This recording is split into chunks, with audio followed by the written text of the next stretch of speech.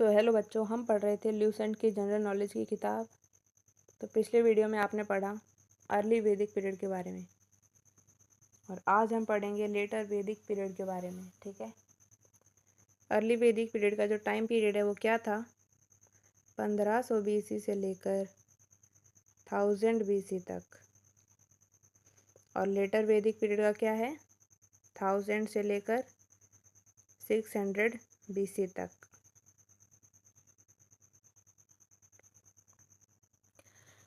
तो जैसे हमने ऋग्वैदिक पीरियड में ये पढ़ा था कि कौन कौन सी रिवर थी, माउंटेन्स के बारे में पढ़ा हमने, पॉलिटी के बारे में पढ़ा, रिलीजन, सोसाइटी कैसी थी।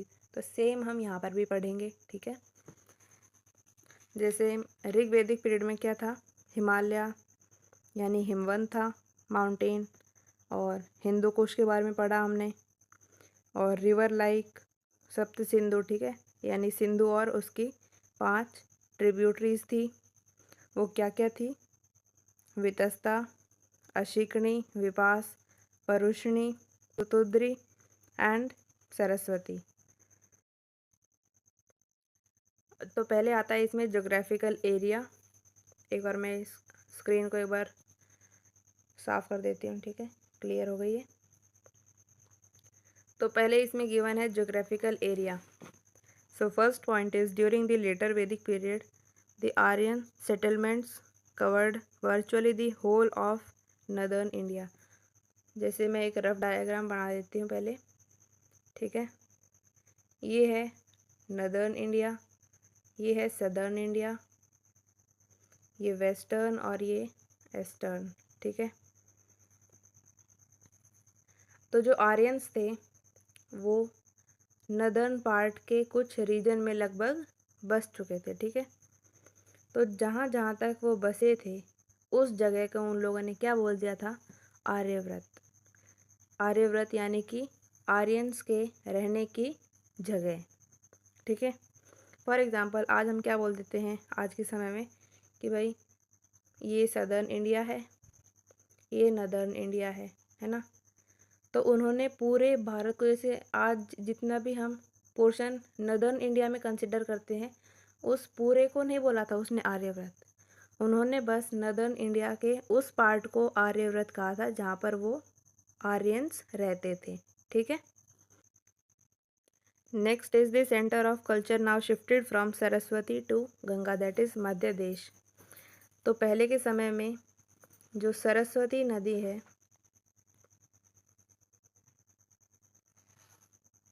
उस रीजन को सेंटर ऑफ कल्चर माना जाता था, यानी कि सांस्कृतिक केंद्र। लेकिन वो शिफ्ट होके बाद में गंगा रिवर पे आ गए थे। ठीक है। इस बात का आप ध्यान रखना। सरस्वती सेंटर ऑफ कल्चर कब है? इन ऋग्वैदिक पीरियड। और गंगा कब है? लेटर वैदिक पीरियड में। ठीक है।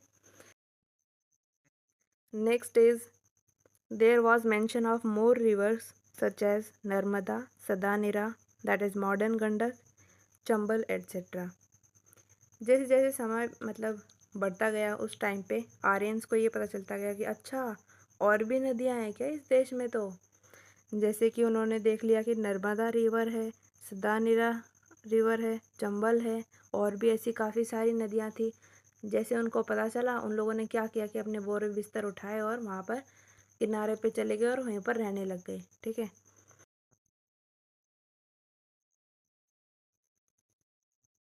Next, the expansion of people towards the east is indicated in a legend of Shatpat Brahman, how Videg Mathva migrated from the Saraswati region, crossed Sadanira and came to the land of Videh। अब देखिए, जो शतपथ ब्राह्मण है उनकी एक कहानी में ये बताया गया कि एक आदमी था। वो पहले कहाँ रहता था? सरस्वती नदी के किनारे पे रहता था। ठीक है। सरस्वती। ठीक है। तो सरस्वती नदी के किनारे पे रहता था पहले। फिर उसने क्या किया? सदानीरा को क्रॉस किया। उसके बाद कहाँ पर एंट्री ले ली उसने? विदेह एरिया में उसने एंट्री ले ली। किसने एंट्री ली है? विदेग माथवा, ठीक है। और इसमें ये क्या बताया गया है कि वो शिफ्ट कहाँ पर हुए थे, कौन से डायरेक्शन में, ईस्ट के साइड में, यानी कि सरस्वती कहाँ पर है, वेस्ट में है, राइट। एक मिनट रुकिए।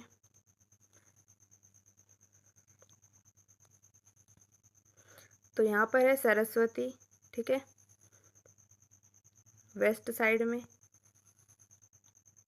और सरस्वती के ईस्ट में कौन सी जगह है, विदेह।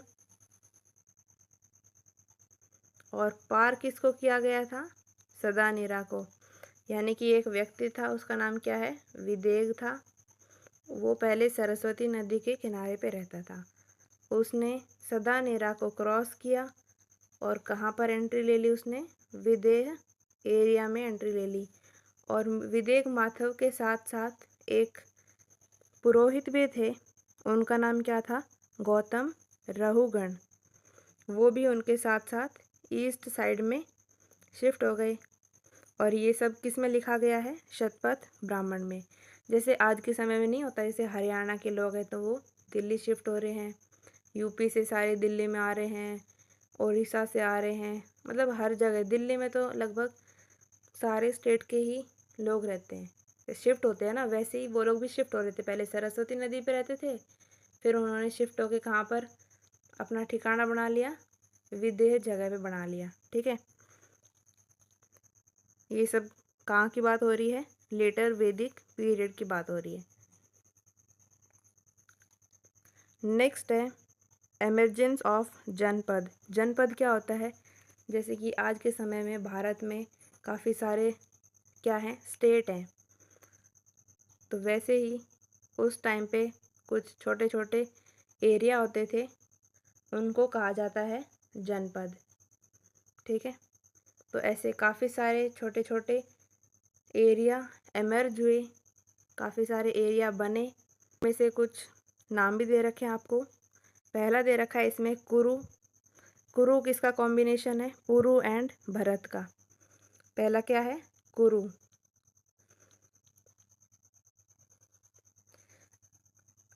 और देखो कुरु और पुरु सेम सेम होता है ना, कुरु पुरु और भारत, या फिर आप इसे भरत बोल सकते हैं। जो कुरु जनपद है वो किसके कॉम्बिनेशन से बना है, पुरु और भरत से। दूसरा जनपद का नाम क्या है, पंचाल। ये किसके कॉम्बिनेशन से बना है, दुर्वासा एंड क्रिविस।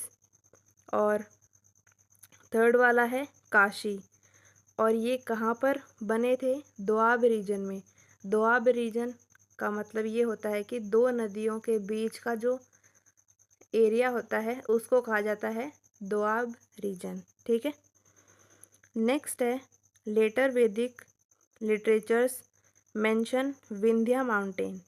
जैसे कि अर्ली वैदिक पीरियड में हिमालय का वर्णन था, हिंदू कुश का वर्णन था, उसी प्रकार जो लेटर वैदिक पीरियड है इसमें कौन से पहाड़ का वर्णन है, विंध्या। विंध्या माउंटेन्स के बारे में बताया गया है किसमें, लेटर वैदिक पीरियड में। अर्ली वैदिक पीरियड में कौन कौन से थे, हिमालय एंड हिंदू कुश, ठीक है। इनको याद रखना आप। नेक्स्ट है the reference to the territorial division. The later Vedas give 3 broad division of India. 3 हिस्सा, यानी कि जैसे आज के समय में बोल देते हैं ना कि ये northern India, southern India, eastern, western, वैसे ही उस समय में क्या था, जहाँ पर आर्य रह रहे थे, आर्यंस जहाँ पर थे, कहाँ थे आर्यंस, नदर्न पोर्शन पे थे। तो नदर्न पोर्शन को क्या बोल दिया गया था, ये है आर्यव्रत। बीच वाले पोर्शन को क्या बोलना था, मध्य देश। मध्य यानी कि बीच का देश, ठीक है। और ये सदर्न पोर्शन को बोल दिया गया था दक्षिण पथ, ठीक है। नदर्न को क्या बोला गया, आर्यव्रत। सेंट्रल इंडिया यानी कि मध्य देश को क्या बोलते थे, मध्य देश ही बोलते थे सेंट्रल इंडिया को, मध्य देश। और जो सदर्न है इसको दक्षिण पथ बोलते थे, ठीक है। बस ये कुछ पॉइंट्स है ज्योग्राफिकल एरिया के रिलेटेड। नेक्स्ट है इसमें पॉलिटी। तो आई होप आपको ज्योग्राफिकल एरिया का समझ में आया होगा। अब हम पढ़ेंगे पॉलिटी के बारे में कि भाई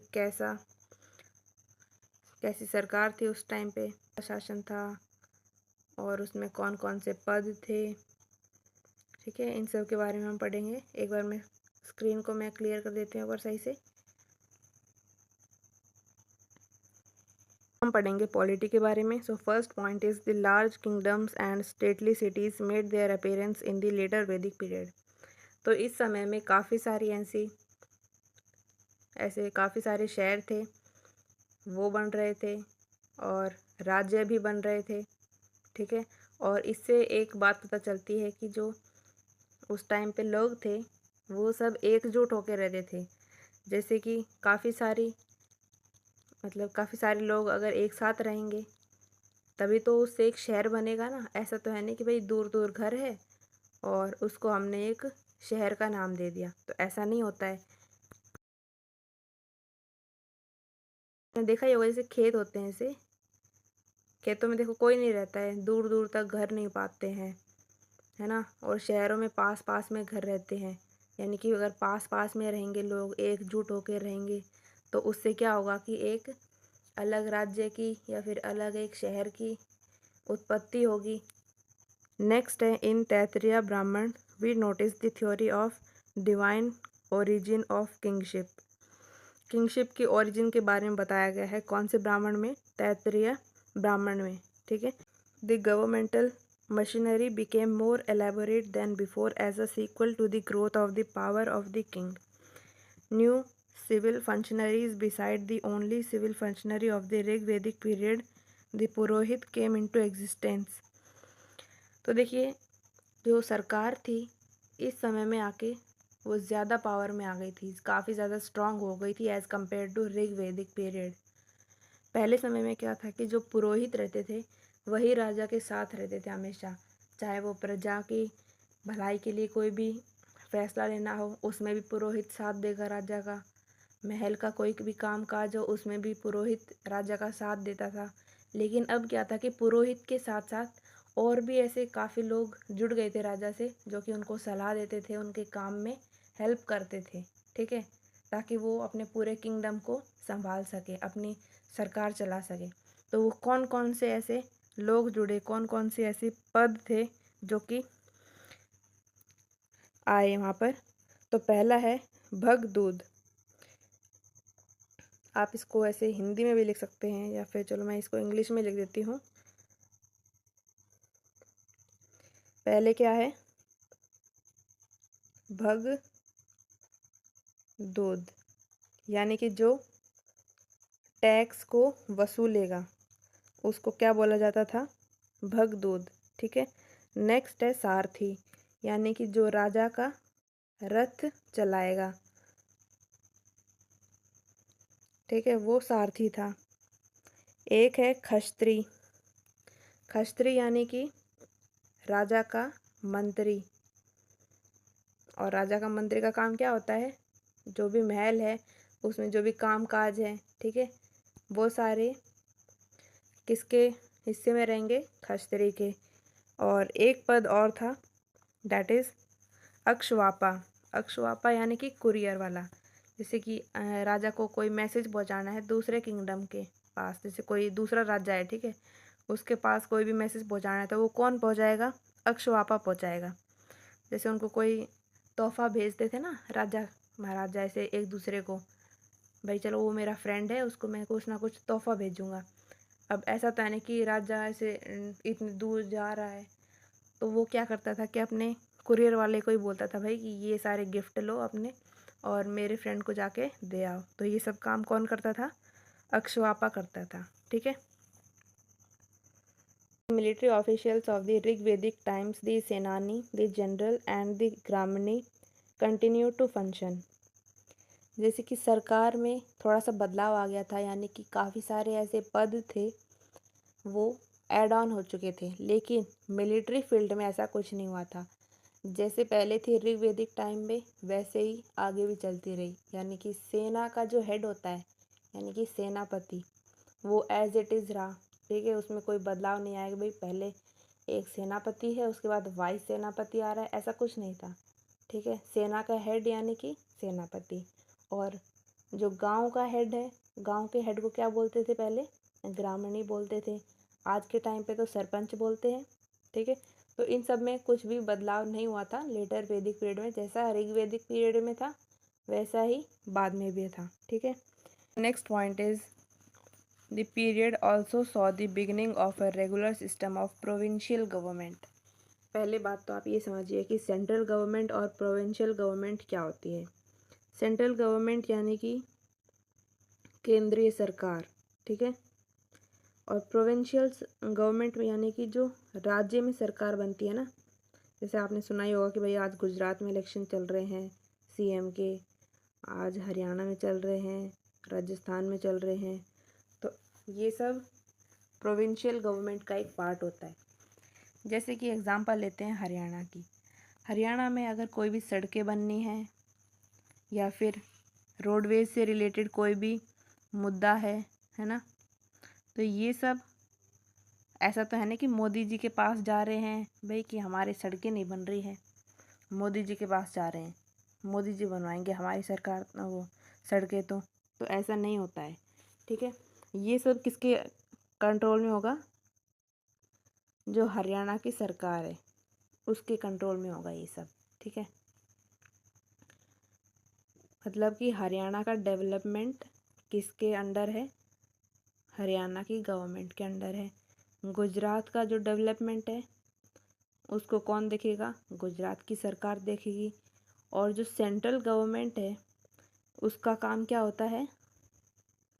जैसे कि फॉर एग्जांपल जैसे यूएसए है, और यूएसए और इंडिया को अगर कोई भी बिजनेस करना है साथ में, तो उसका फैसला सेंट्रल गवर्नमेंट लेगी। ठीक है, तो ये सेंट्रल गवर्नमेंट का एक डिसीजन होगा, ना कि प्रोविंशियल गवर्नमेंट का। आई होप आपको समझ में आ गई होगी ये। और अब चलो बात करते हैं हरियाणा की। अब इसमें हरियाणा के अंदर चलते हैं, थोड़ा समझते हैं। भाई देखो, हरियाणा में ऐसे काफ़ी सारे गांव हैं।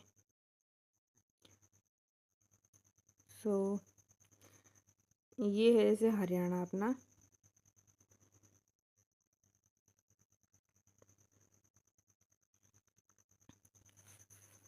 अब हरियाणा की सरकार हर एक गांव को तो जाके देख नहीं सकती।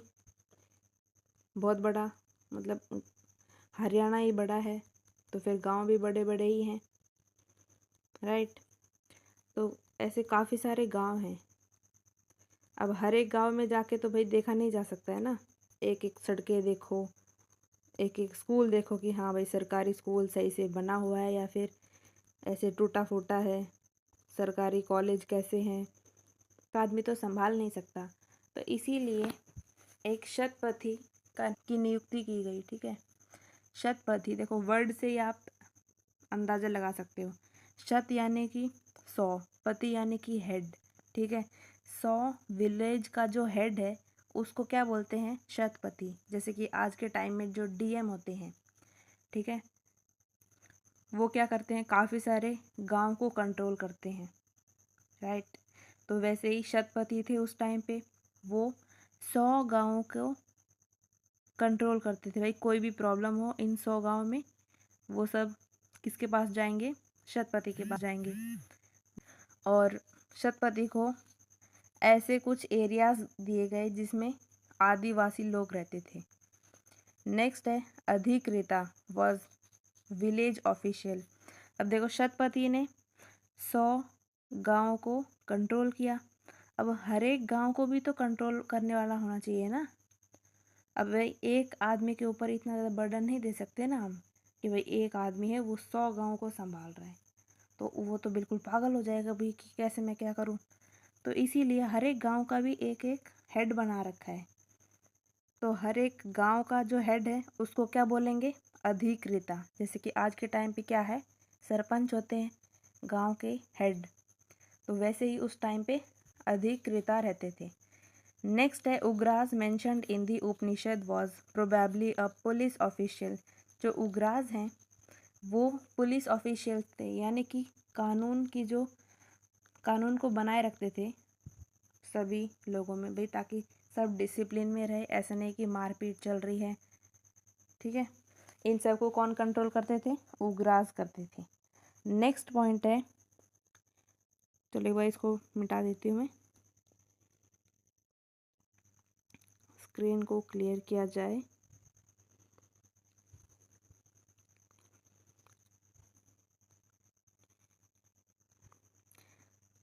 तो बेसिकली सब कुछ ऐसे बांट दिया था काम, ठीक है, वरना वो भी ऐसे बोलता है कि हम तो अभी डिस्पर्जन में हैं।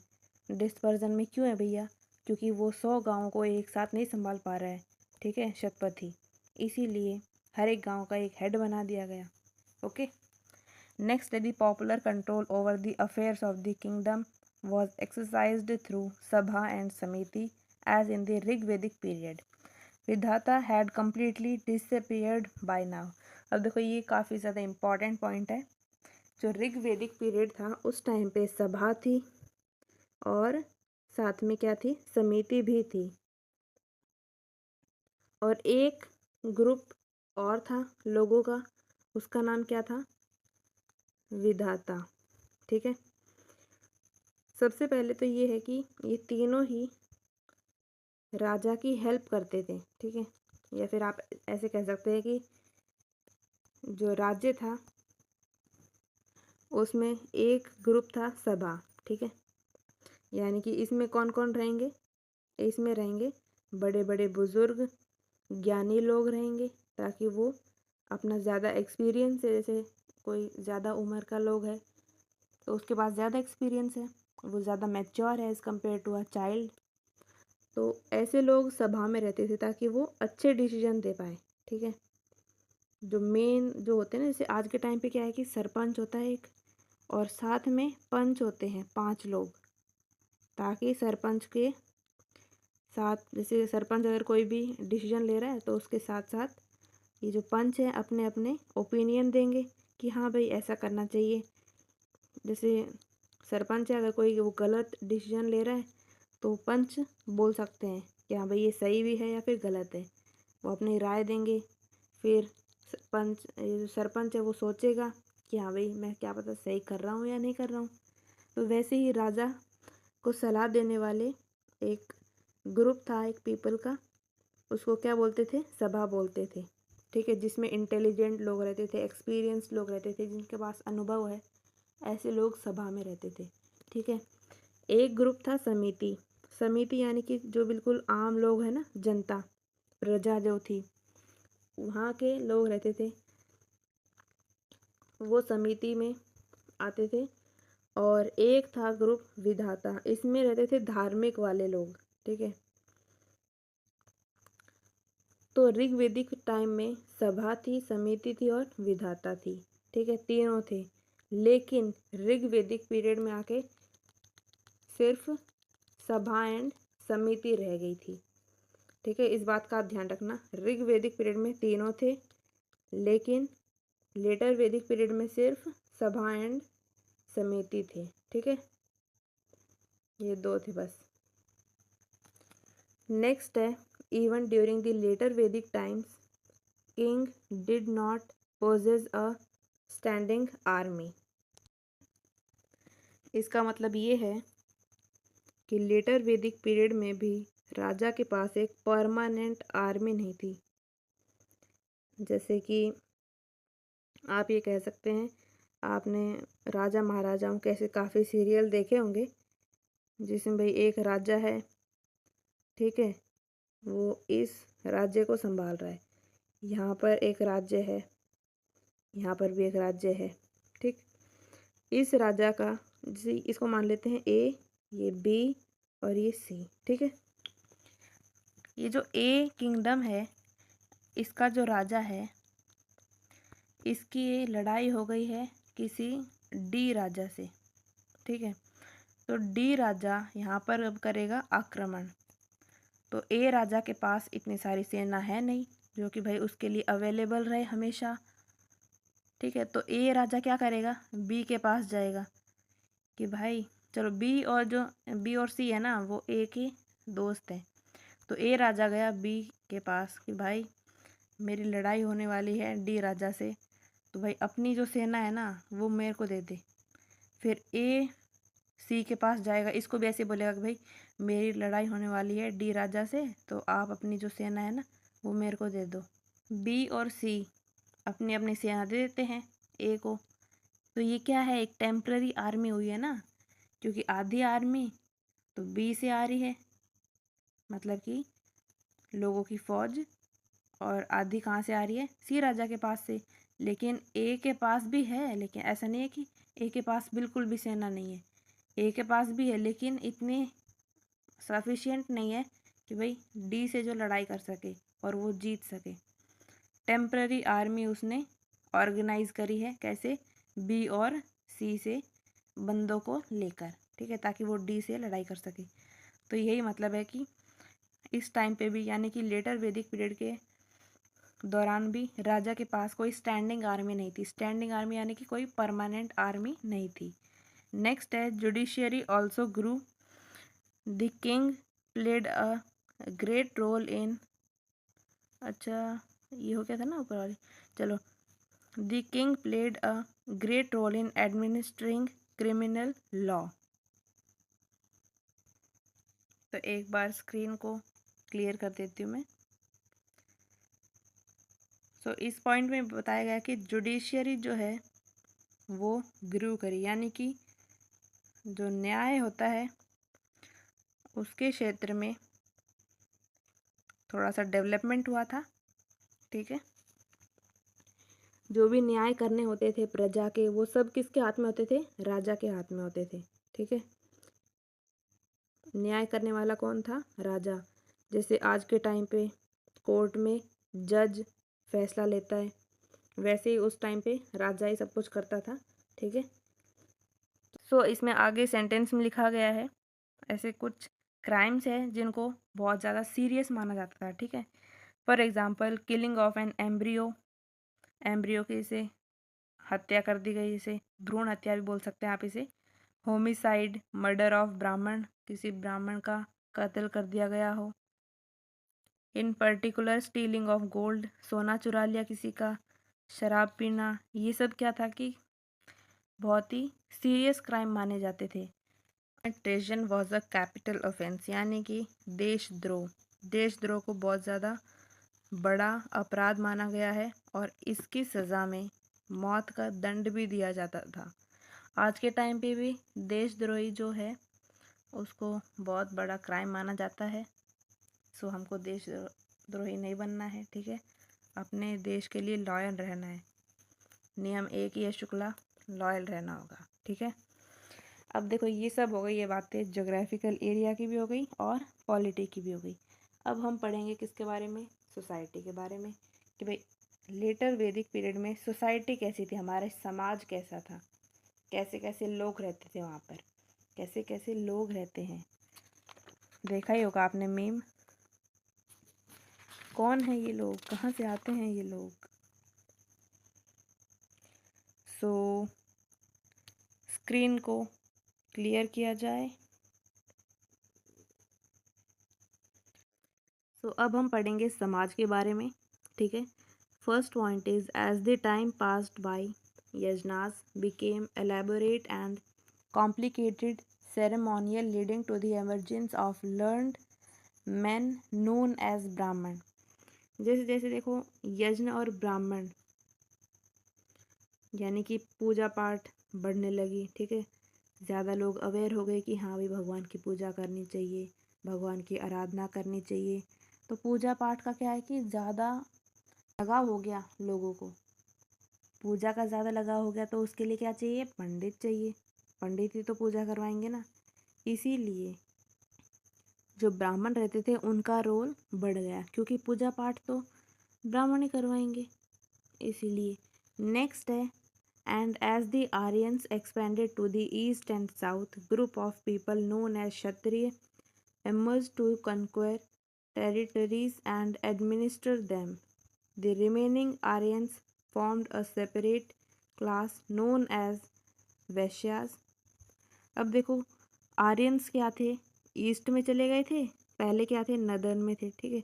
फिर ईस्ट में शिफ्ट हो गए कुछ, फिर कुछ जाके नदर्न में शिफ्ट हो गए। जिन्होंने विजय हासिल की, जो कि मतलब शक्तिशाली थे आर्यंस, उनकी एक क्लास बन गई, उसको क्या बोलते हैं, क्षत्रिय बोलते हैं, ठीक है। और जो लोग बिजनेस करते थे, खेतीबाड़ी करते थे, उनको किस क्लास में डाल दिया, वैश्य में डाल दिया। और जो अपनी सर्विस करते थे मैनुअल लेबर का, तो उनको शूद्राज में डाल दिया गया।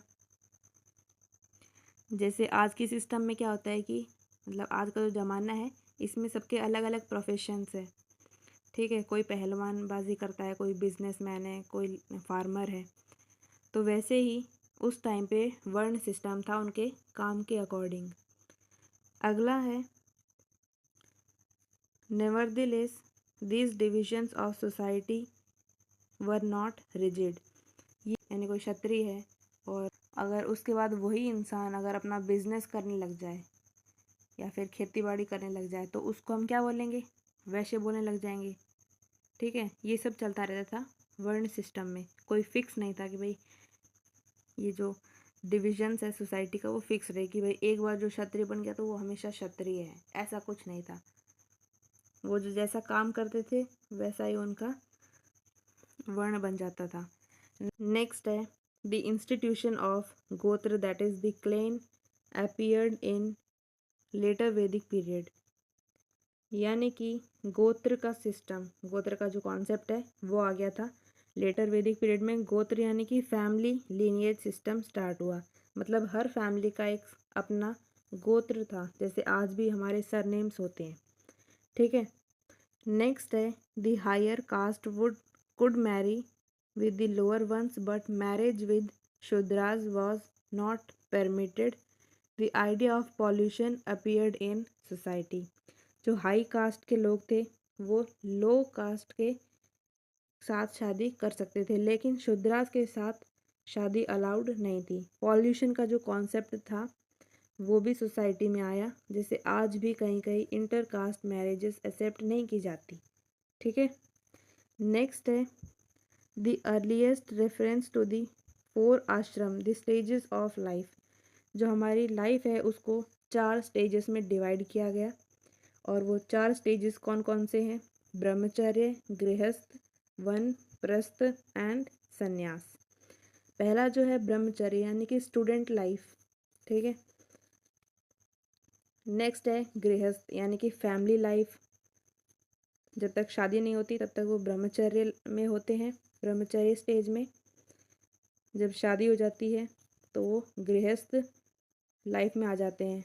देन उसके बाद आते हैं वानप्रस्थ यानी कि रिटायरमेंट लाइफ, उसके बाद संन्यास, ठीक है।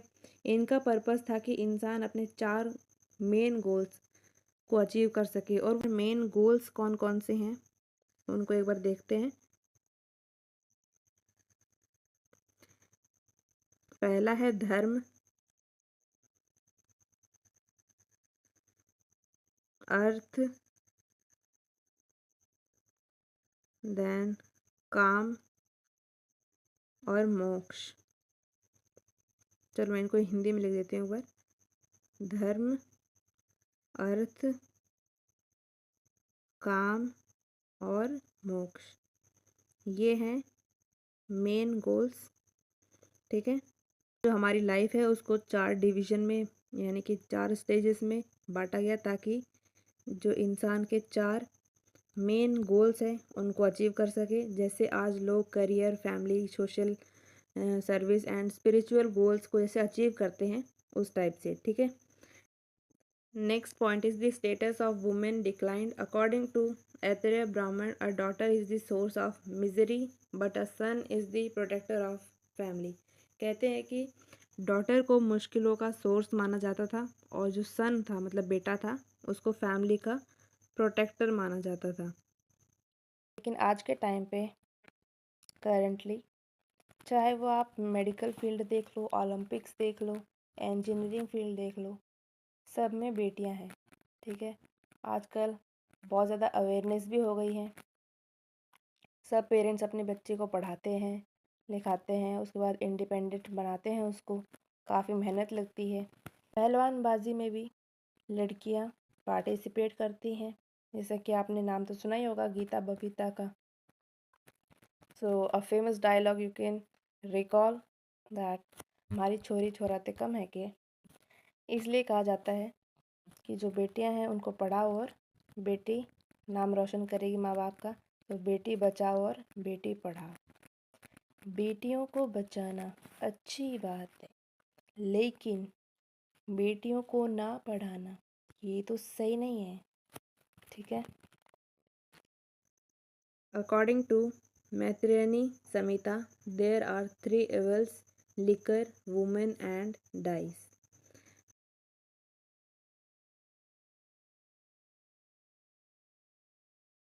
मैत्रेयनी संहिता कहती है कि 3 बड़ी बुरी चीज़ें थी, यानी कि पहली क्या है? शराब। ठीक है, शराब सब कुछ नष्ट कर देती है। आपने ऐसा सुना भी होगा काफ़ी बार, क्योंकि सही नहीं होता ना ये सब फालतू के नशे करने। दूसरा है औरत, और तीसरा है जुआ। ठीक है, ये 3 चीज़ें मतलब इन्हें इंसान के डाउनफॉल का कारण माना गया। नेक्स्ट है दो मोनोगैमी।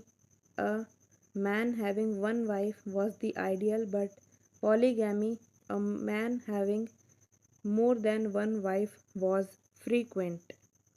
यानी कि मोनोगैमी में एक ही वाइफ रखना, ठीक है, ये आइडियल था। लेकिन पॉलीगैमी में क्या था कि मल्टीपल वाइफ्स रखना ये कॉमन था। जैसे अब सिर्फ एक ही शादी होती है, पर तब कई शादियां अलाउड थी, अब नहीं है ऐसा। ठीक है। नेक्स्ट है women were prohibited to attend the political assemblies. जो राजनीतिक कार्य रहते थे वुमेन को उनमें शामिल नहीं कर सकते थे, मतलब उनको पार्टिसिपेट करने की परमिशन नहीं दी जाती थी कि भाई मतलब उन्हें राज्य के डिसीजन में इन्वॉल्व नहीं किया जाता था। ठीक है। नेक्स्ट है Yajnavalkya. Gargi dialogue indicates that some women had got higher education. यानी कि इससे ये पता चलता है कि कुछ वुमेन हायर एजुकेशन भी लेती थी। गार्गी एक ऐसा एग्जाम्पल है जो उस टाइम की हाईली एजुकेटेड वुमेन थी। ठीक है। अब है एक टेबल गिवन है टाइप्स ऑफ हिंदू मैरिज। सो पहला है इसमें ब्रह्म विवाह। ब्रह्म विवाह में क्या होता था? इसमें लड़की को लड़के को डोरी के साथ दिया जाता था। डोरी यानी कि दहेज। ठीक है, जैसे आज भी कुछ शादियों में दहेज दिया जाता है। नेक्स्ट है दैवीय विवाह। इसमें लड़की को प्राइस्ट या पंडित को दिया जाता था और उनका ये फीस होता था। जैसे कि कोई रिलीजियस वर्क कर दिया, जैसे कोई यज्ञ था, ठीक है, यज्ञ करने के लिए पंडित आया और उसने दक्षिणा में क्या मांग लिया? लड़की को मांग लिया। ठीक है, तो उस लड़की की शादी करा दी जाती थी उस पंडित से। पर लड़की है, ठीक है, उनके माँ बाप ने अपनी लड़की को लड़के वालों के साथ भेज दिया, तो जो लड़के वाले हैं उसके बदले में कुछ सामान या फिर कुछ गिफ्ट लड़की वालों को देंगे। ठीक है, अर्श विवाह में ऐसे होता था। नेक्स्ट है प्रजापत्य विवाह। इसमें लड़की को बिना किसी ब्राइड प्राइज या किसी भी दहेज के दिया जाता था। सिर्फ शादी के संबंध को इम्पोर्टेंस दिया जाता था कि भाई हाँ शादी है, ये दो लोगों का मिलन होता है। बस ये सब मतलब अच्छी बातें सोच के लड़की को सौंप दिया जाता था। जैसे कुछ लोग आज भी शादी में पैसा नहीं लगाते, सिर्फ सिंपल शादी करते हैं, वो सब प्रजापति विवाह में होता था। ठीक है। आगे का कुछ पार्ट है सोसाइटी का, वो हम नेक्स्ट वीडियो में देखेंगे। ठीक है, बिल्कुल थोड़ा ही बचा है, उसको मैं कवर कर दूंगी रिलीजन और इकॉनमी के साथ। सो आज के लिए बस इतना ही, और पढ़ते रहिए। ये स्माइली आपके लिए है, देखो आज इसकी कैसी आंखें बन गई है।